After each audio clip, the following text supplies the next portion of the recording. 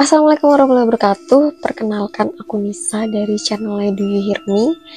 Di sini sebelumnya kita ngebahas tentang cerita-cerita horor misteri yang ada di internet. Dan sebelumnya kita hanya pakai versi suaranya. Tapi sekarang untuk pertama kalinya aku pengen bikin versi videonya nih. Nah, menurut kamu gimana sih tentang cerita-cerita creepypasta pendek yang ada di internet? Daripada kamu penasaran, gimana kalau misalnya kita baca bareng-bareng nih beberapa cerita pendek horor creepypasta yang ada di internet. Ini sumbernya aku ambil dari Wattpad, tapi kita coba cek ya. Kira-kira gimana ceritanya? Kita langsung aja. Do you hear me? Maukah kamu mendengar cerita? Oke. Untuk cerita yang pertama ini, aku bakalan ngebawain satu cerita pendek tentang cerita dari Anonymous. Aku tidak bersungguh-sungguh akan melompat dari lantai 2 rumahku, tapi adikku yang lucu telah mendorongku dari sana sampai aku patah leher. Aku tidak heran, mungkin ia hanya meniru perbuatanku yang setahun lalu padanya, yang sayangnya ia tidak selamat. Wow, baru cerita pertama nih, gimana langsung kita ke cerita yang kedua. Nah, cerita yang kedua ini adalah tentang aku tidak menyukai kekasih ibuku. Dia jahat seperti iblis.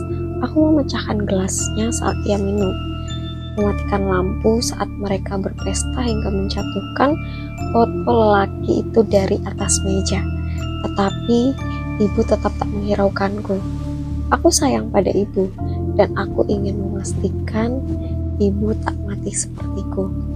Wow, berarti menurut kalian apakah anaknya yang bunuh adalah pacar ibunya?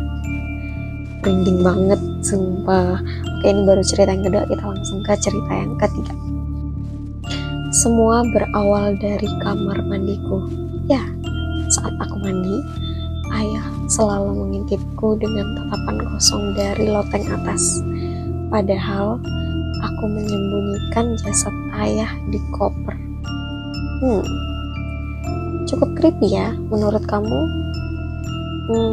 Siapa yang ada atau yang ngintipin dia dari loteng atas? Apakah ayahnya? Atau Oke, cerita yang keempat adalah aku sedang sendirian di rumah. Aku mendengar suara ketukan pintu. Ketika aku membukanya, aku melihat nenek membawa bunga kuburannya dan tersenyum padaku. Wow, menurutmu neneknya apakah udah meninggal atau belum? Atau siapa tuh kira-kira? Kita lanjut ke cerita yang kelima. Oke, yang kelima itu adalah aku melihat ponselku. Ada sebuah pesan masuk dari pacarku. Aneh, padahal ponselnya aku simpan di dalam laciku. Oh, aku baru ingat bahwa kedua tangannya masih kusimpan samping ponsel.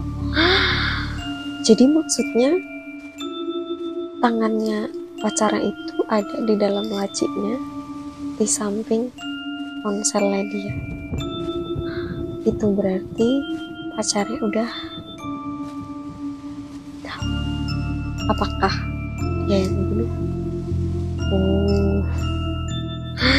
Gimana menurutmu buat cerita kelima ini? Kalau misalnya ada yang kurang horor, mungkin kamu bisa tambahin di bawah. Atau dari kelima cerita ini menurutmu mana nih yang paling horor atau yang menurutmu paling creepy? Kamu bisa langsung komen di bawah ya. Kita langsung lanjut ke cerita yang keenam.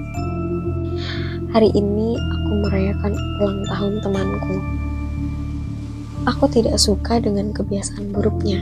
Ia selalu menginap dan tidur di sampingku sejak aku mengunjungi makamnya 1 tahun yang lalu. Wow, berarti temennya itu udah Untuk kamu yang punya cerita horor atau pengalaman horor, Kamu boleh langsung kirim cerita kamu di alamat emailnya DYHM di inipodcast00@gmail.com.